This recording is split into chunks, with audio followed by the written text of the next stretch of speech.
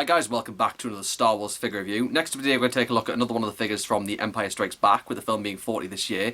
And then the figure we have to look at is another one of the bounty hunters, that is this one here, IG-88. And before we look at him, we'll take at the packaging that this one came in. Now this one is from the Black Series archive line, because it did originally come out in 2015 as part of the original Black Series line, as seen there.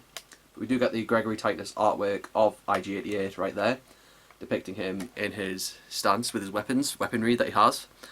And of course, there's his bio, if you want to just read that. And pause the video and you can. I just can't really see what's on it. But yeah, that's there. If you want to pause the video and read that, you can. I'll just bring it a bit closer so you can see it. But yeah, so that is the packaging. I'm giving you a look at this one now because the Black Series is coming back with another wave of the archive line, which is coming out in the next year. This one will have, I believe it'll definitely have Commander Cody and Admiral Thrawn, but I can't remember what the other two in the wave were. I'll just put them there so you can see what I mean. But yeah, that's the new lot of figures coming in the archive line of the Black Series within the next year. So some good ones to look forward to as well. It's good to see the line is still going. But we'll take a look at the figure now, and I gotta say I'm pleased to have this figure. It's not the only IG unit we have in the Black Series, because we do have IG-11 from the Mandalorian, who is also available. I do not have that one, but that is definitely out there too. Look at the accessories first. So you get the two different Stormtrooper kind of blasters. There's the sort of rifle one that they have here, and the E11 blaster rifle. And what's good about these is these are actually attachable to the arms, because there's the pegs here, and then there's peg holes on the blaster, as seen there, and they do sit nicely on the hands of the character.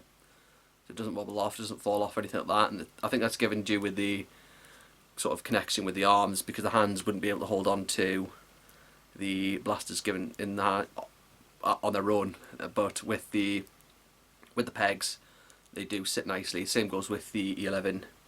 You just take it out as simple there. You've got the two pegs there, you've got pegs at the back of the blaster, but it's sculpted exactly the same as an E11 blaster rifle. Let me just get you to see it, and then you can just stick that on IG-88's arm, and it holds up nicely, so you can have him in his battle stances wandering around. On the back here you do also get a little pike thing that he has. It's sort of like a cleaver. I'm not too sure what you actually do with that, but that's also another good addition to the droid.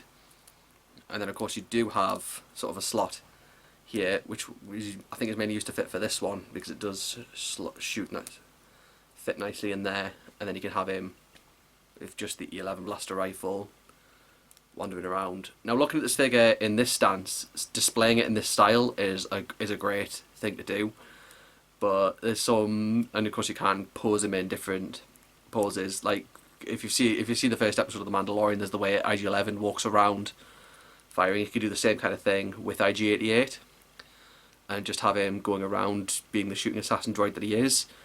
And I don't know too much about his appearance in canon, but I know that I remember back in Legends there were actually 4 different IG-88 droids, and all of which were ultimately destroyed in the end. The last one being destroyed was actually part of the Death Star 2, and was ultimately destroyed when that was blown up. But this one is the one based on the bounty hunter scene in Empire. This one was initially shot to pieces by Boba Fett on Cloud City.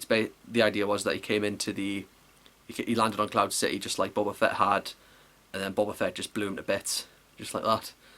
So that's what's there. It's very different as well with this in the articulation, because it's a different kind of droid. You get the swivel at the head as a starter point, and then you get this sort of articulation across the top of the chest, where you can lean him up and down to have him in his position, so you can sort of have him in a deactivated droid mode, if you so wanted. You get the ball hinge shoulders. You get strange little bit of hinges at the elbows, as they have that little sort of bubble point there. But that is splittable, as you see on the right arm. It is splitting, but it is okay on the left one, as seen there.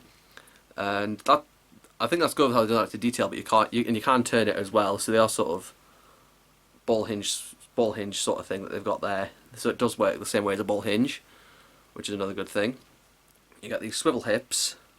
You get sort of hinges just below the knees, and then you also get the hinges at the ankles. So it's not it's not the fully hyper articulation that we're used to in most Black Series figures, but given that this is a different kind of droid compared to the rest of them, which are usually aliens and humans, it kind of makes a bit more sense. So like I see why it's a bit different. It does help for giving this thing the posability for having the scene, because I use these to create a scene from the Empire. I have that scene of the Empire Strikes Back on display with these figures, and it just works out really well.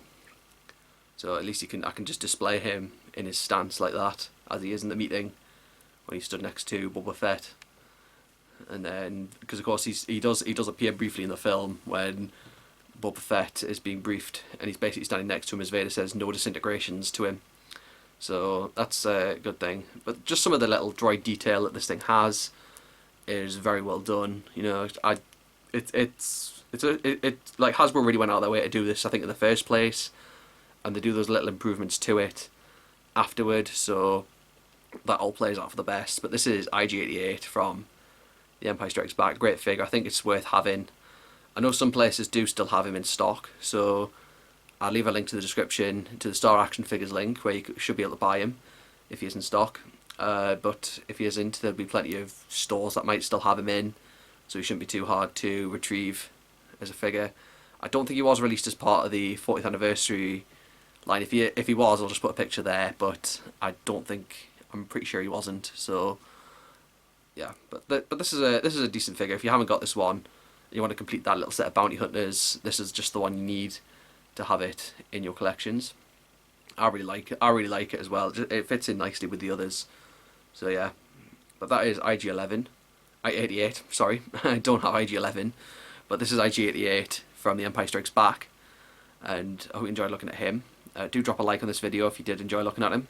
His Facebook, Twitter and Instagram links are all down there in the description below, and I'll see you with my next figure review, which will be out very soon.